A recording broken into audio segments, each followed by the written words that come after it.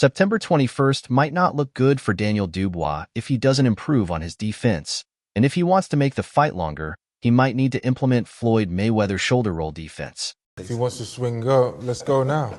Sharp, relax. Relax. If you want to go now, let's go. Relax. If you want to go now, let's go. Chair across your face. Don't disrespect. No, you can't intimidate me. Don't disrespect. You can't intimidate me. Don't disrespect. You can't intimidate me. Daniel, don't Who do you disrespect. think you are? Or else, he might get knocked out before round 6. Just take a good look at this Anthony Joshua's training again. Left hook head, left hook body. Good, body head. Good, and again. Good, little recock of that right shoulder. That's it, and again. Good, and again. Good, 2 more. 1 more of them. Good. I do not really think Don Charles is really focusing on defense. Rather, I think he is training Daniel to come out gun blazing, land on Anthony Joshua's chin, and get him into defensive mode. You want to do this kind of defense against Anthony Joshua? Seriously? If this is the plan, round 9 knockout because of Daniel Dubois' strong head. Please watch till the end as I analyze how Mayweather's shoulder roll can save the day for Daniel. This kind of defense training will not work against Anthony Joshua, except there is a Mayweather plan where the puncher becomes punchless.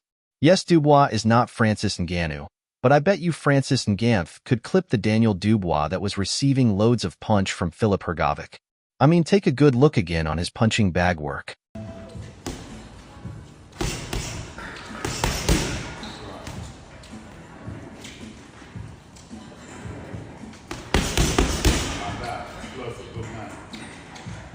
That kind of training will leave his face open, and believe me, Anthony Joshua punches hard that neither Hrgovic nor Miller will go to the distance with him. And once again, see how Ben Davison put Daniel Dubois prototype in the camp with Anthony Joshua.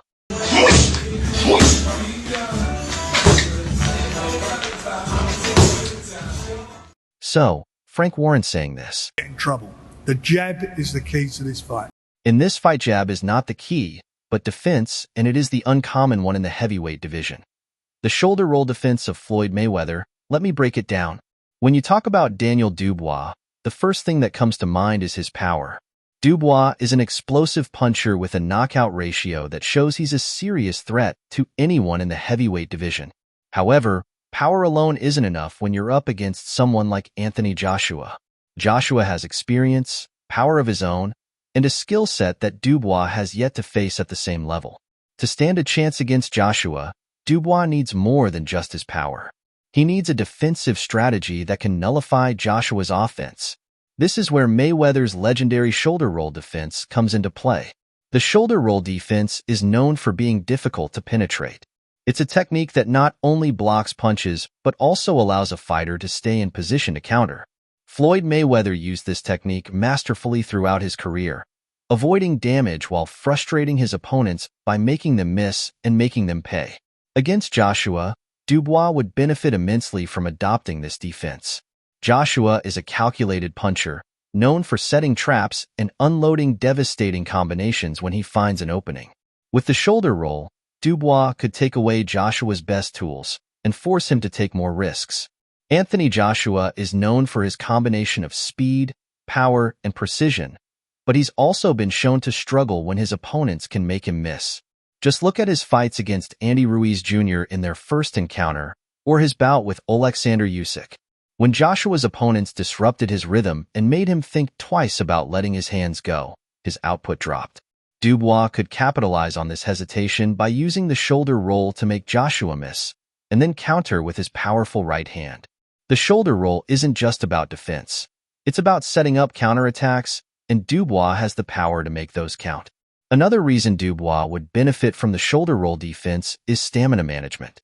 A heavyweight bout can be grueling, and we've seen Joshua in fights where stamina became an issue. By adopting a defensive style that focuses on absorbing less damage and conserving energy, Dubois could pace himself for the later rounds, where a fatigued Joshua could be vulnerable.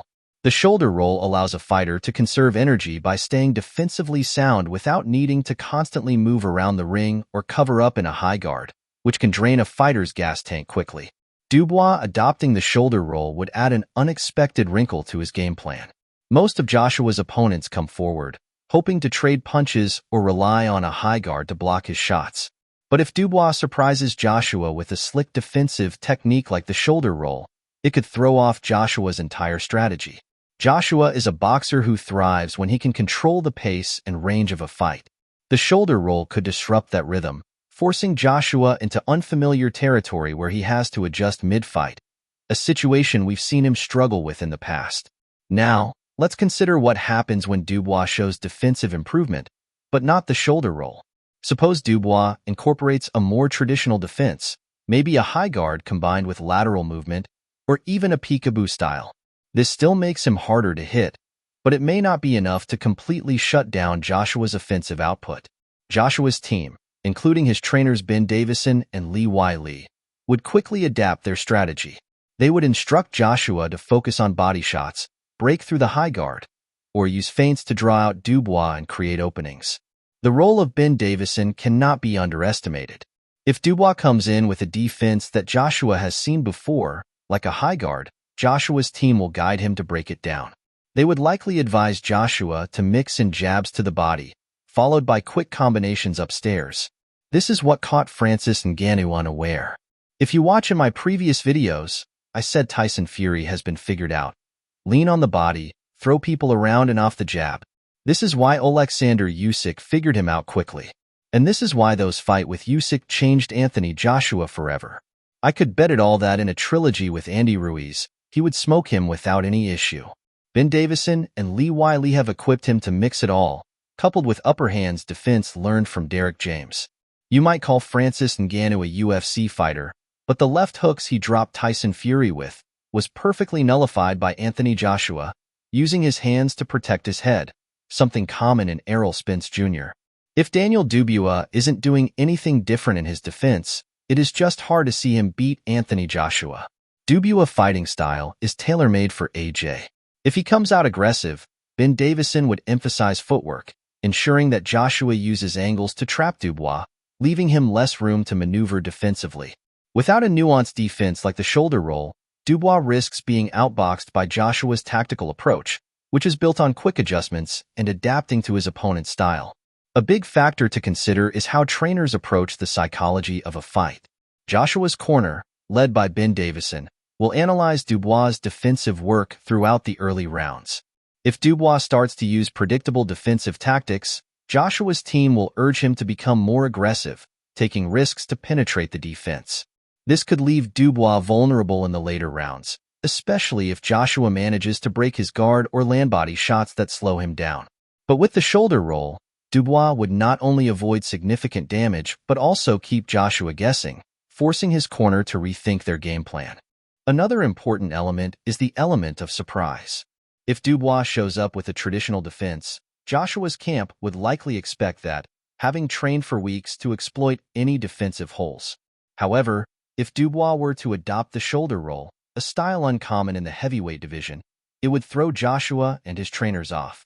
They would need to adjust in real time, and as we've seen before, Joshua isn't always quick to adapt when faced with unexpected tactics.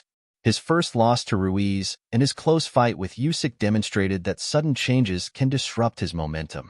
With the shoulder roll, Dubois could catch Joshua off guard, forcing him into a reactive fight, rather than one he controls from the start.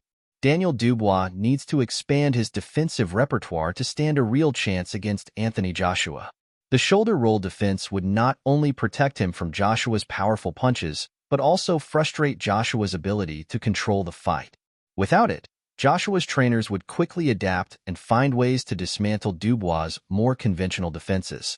The shoulder roll offers Dubois a strategic advantage by reducing damage, creating counterpunching opportunities, and forcing Joshua to rethink his offense. In a fight where both men have knockout power, it's the fighter with the better defense who will ultimately prevail. For me, if Daniel is not doing anything new, I'd say this fight ends in round 9 or 10. This is because Daniel Dubois would try to become aggressive, and this will let Anthony Joshua take him round the ring, something Filip Hrgovic or Jarrell Miller did not do. Let's not act Hrgovic or Miller can beat Anthony Joshua. The reason shoulder roll will help is because it will take away Anthony Joshua's timing, which is on a great rhythm. But anyway, guys, let me know what you think in the comments section.